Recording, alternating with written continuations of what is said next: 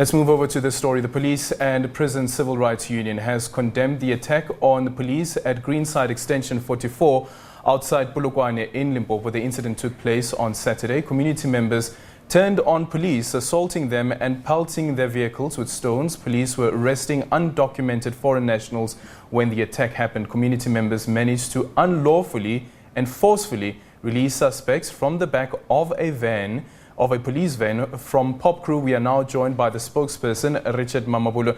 Richard, good morning and welcome to the agenda. First of all, how did this happen?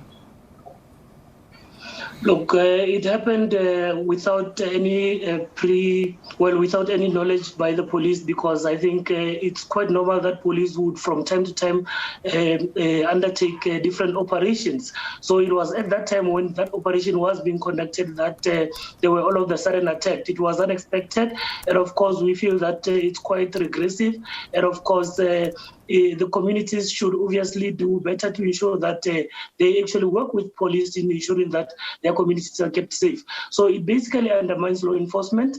It obviously generates lawlessness within communities. But at the worst is that such acts put the very communities at risk of being vulnerable to criminal activities.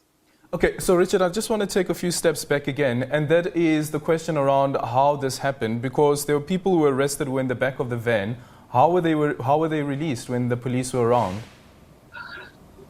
Look, when police were attacked and stones were pelted against them, obviously they had to take cover, and that is when some of these community members went to set free those who had been arrested within the police vans.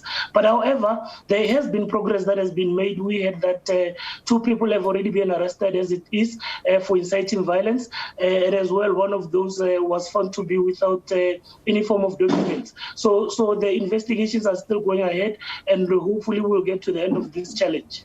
Is it a lack of training at all, Richard? Because this is not the first time that we've heard of such an incident where the police get to be overpowered by angry community members, whether their concerns are legit or not.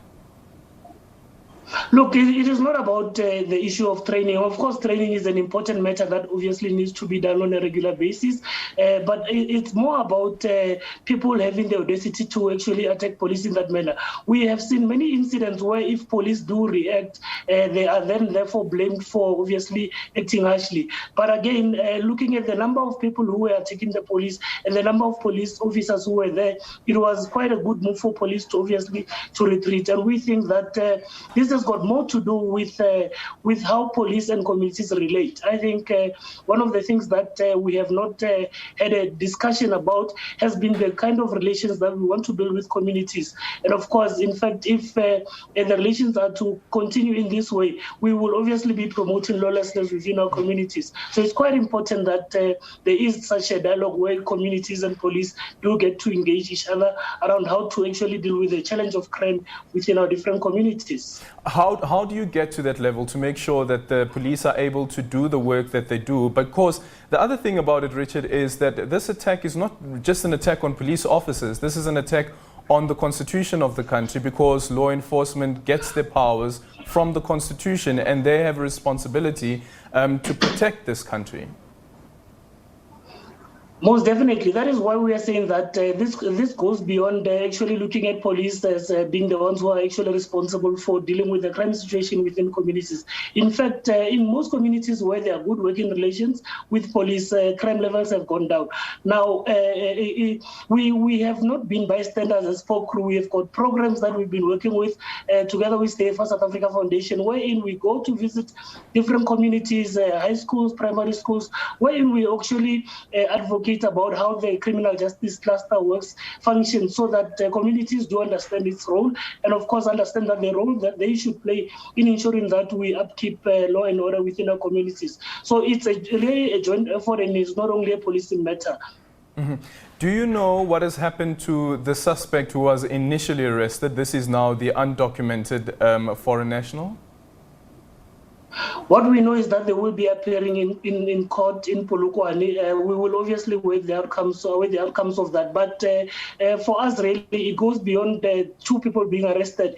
It's a community matter that the community also needs to stand up and fight against. It's something that we obviously need to further engage on. Okay, thank you so much for that. That is Richard Mamabolo, spokesperson of Popcru in relation to the incident that took place, that is on Saturday, where police officers were pelted with stones, and I think 3 police officers were injured in that incident. Staying